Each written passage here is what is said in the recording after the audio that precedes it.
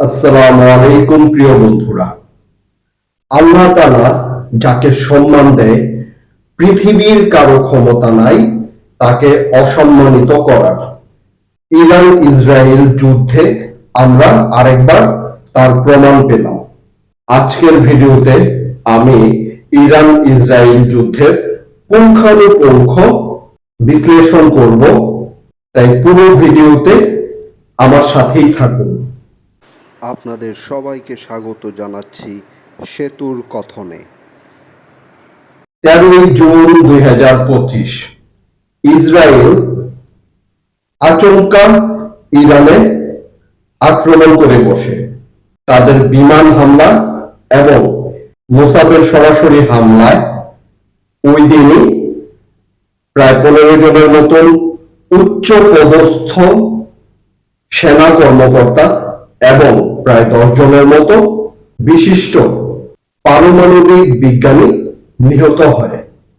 হামলার পর ইসরায়েলের প্রধানমন্ত্রী বেঞ্জামিন নেতানিয়াহু ইসরায়েলের রাষ্ট্রীয় টেলিভিশনে বক্তৃতা দেন। সেখানে তিনি ইরানের জনগণকে ইরানের বর্তমান শাসকদের বিরুদ্ধে রাস্তায় নেমে আসার আহ্বান জানান এবং যে আক্রমণ চালিয়েছেন তা অপারেশন রাইজিং লায়ন নামে বর্ণনা করেন। অপারেশনের নাম থেকেই বোঝা যাচ্ছিল ইসরায়েল মধ্যপ্রাচ্যে সিংহের মতন গর্জন দেওয়ার চেষ্টা করছে। তিনি ভেবেছিলেন তার এই বিবৃতি শুনে ইরানের জনগণ ইরাক বা লিবিয়ার জনগণের মতন বোকামি করবে। আদতে ইরানের জনগণ তার এই বক্তব্য ঘৃণা ভরে প্রত্যাখ্যান করে।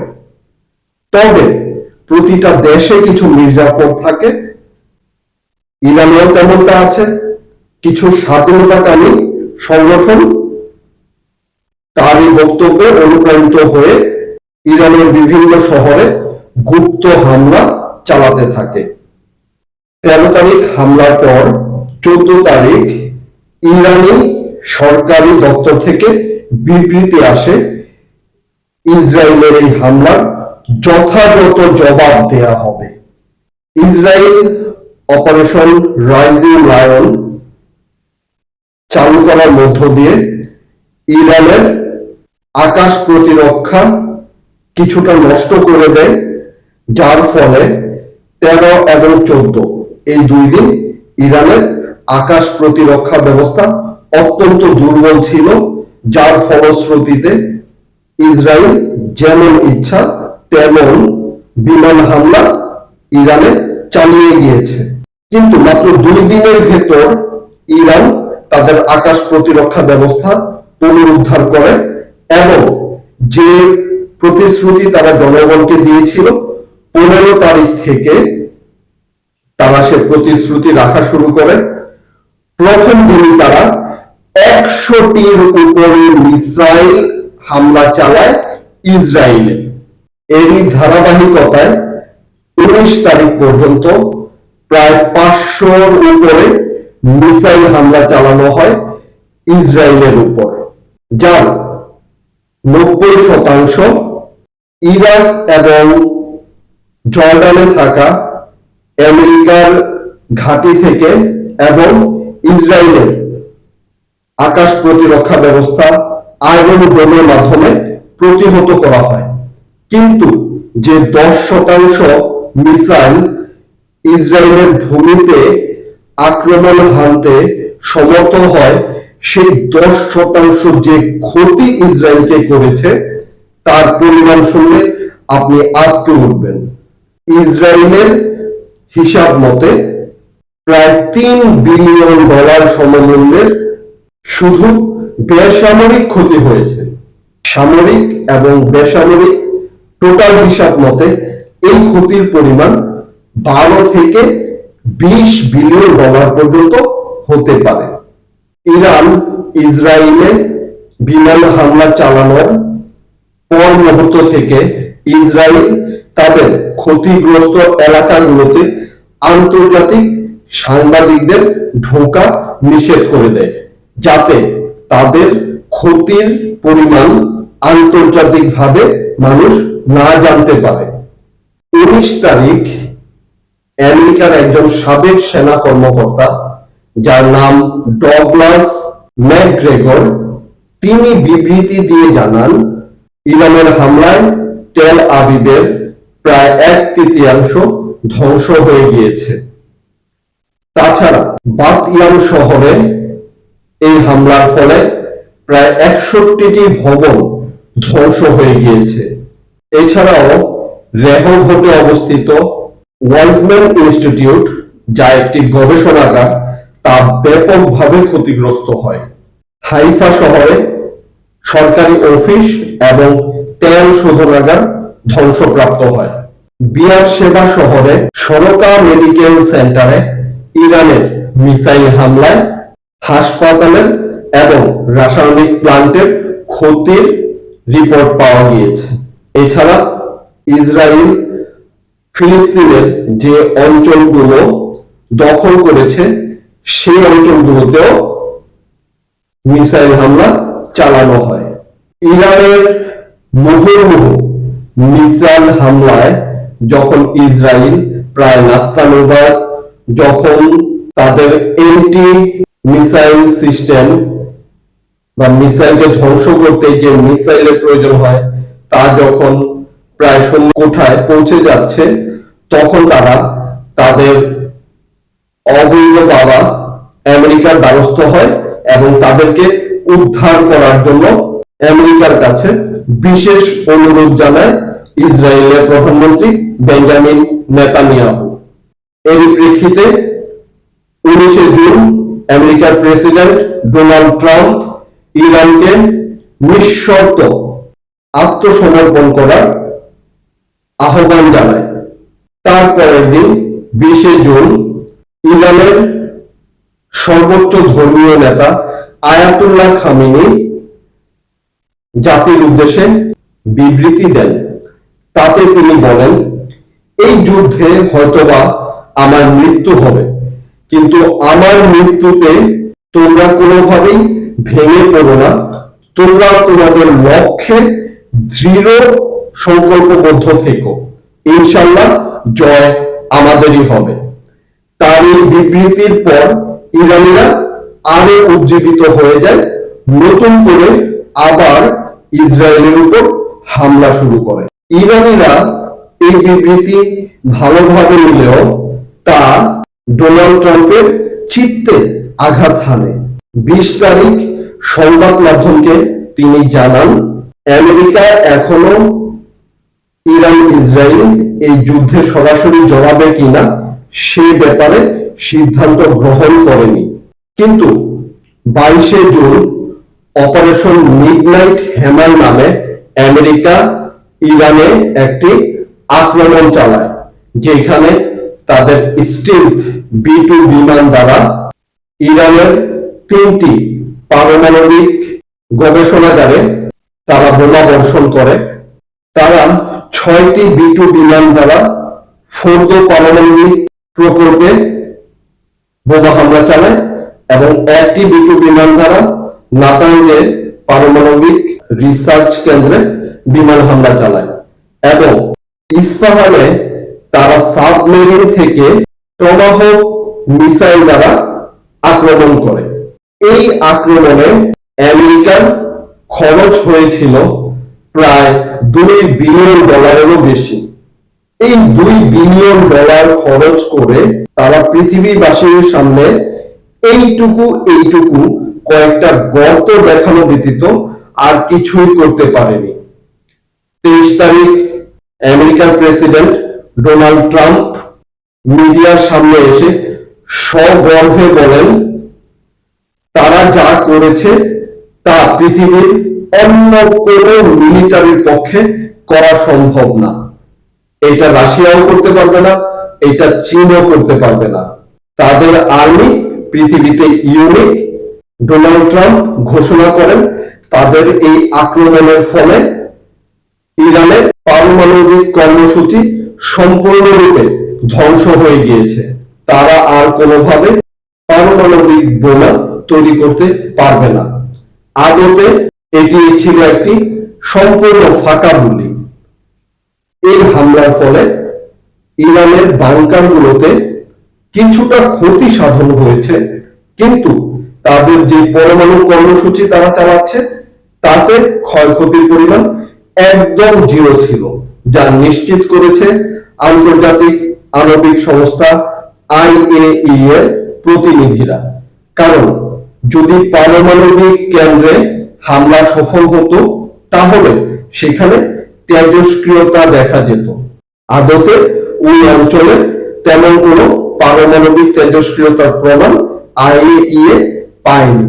তার মাধ্যমে এটা প্রমাণিত হয় ডোনাল্ড ট্রাম্প তার বক্তৃতার মাধ্যমে যা বলেছেন তা সম্পূর্ণ মিথ্যা এবং ভিত্তিহীন।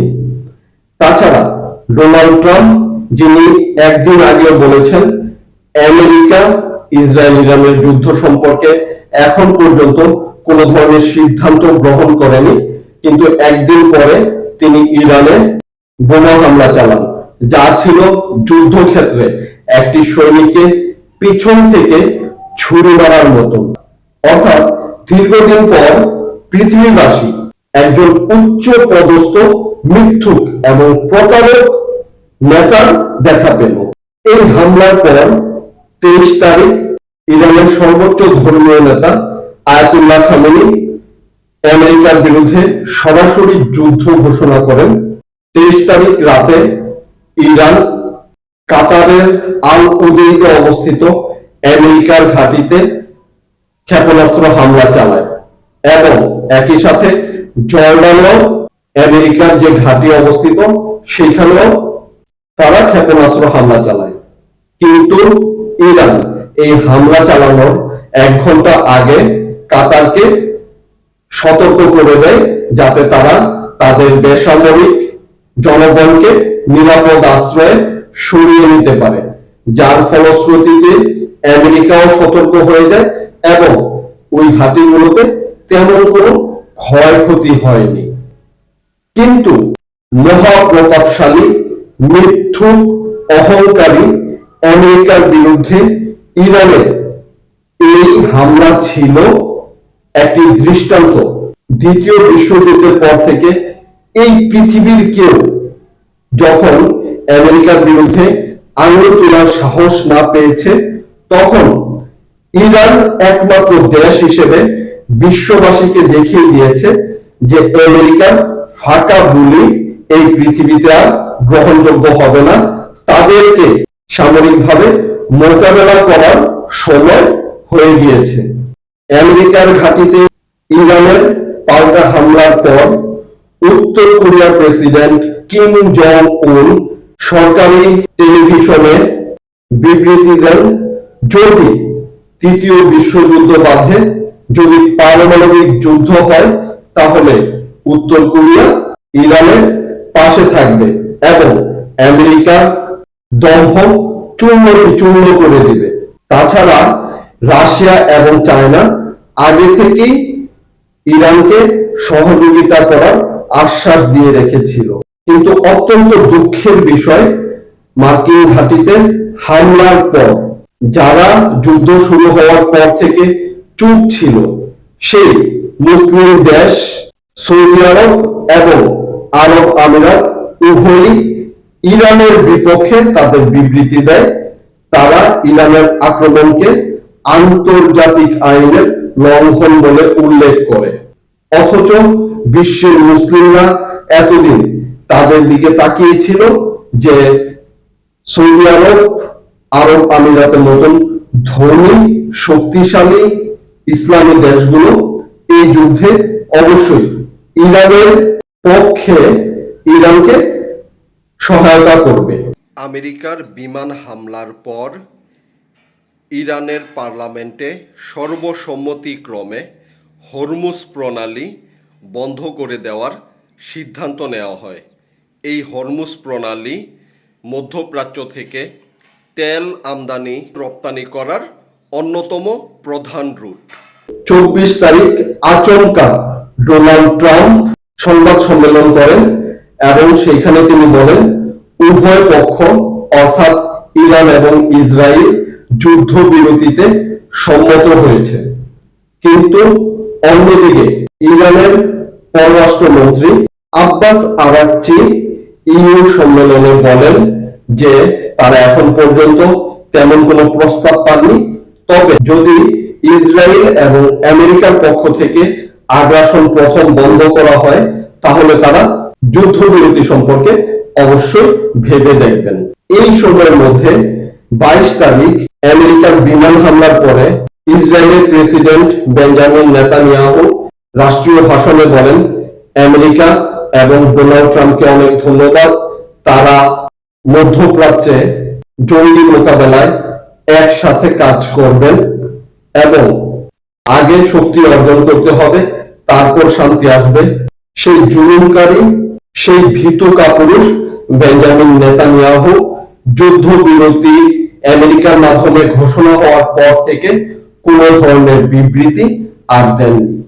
বন্ধুরা, এর মাধ্যমে কিন্তু একটা জিনিস স্পষ্ট হয়ে যায়, আসলে এটা আমেরিকার একটা চাল মাত্র। এই যুদ্ধবিরতি আসলে যুদ্ধবিরতি না।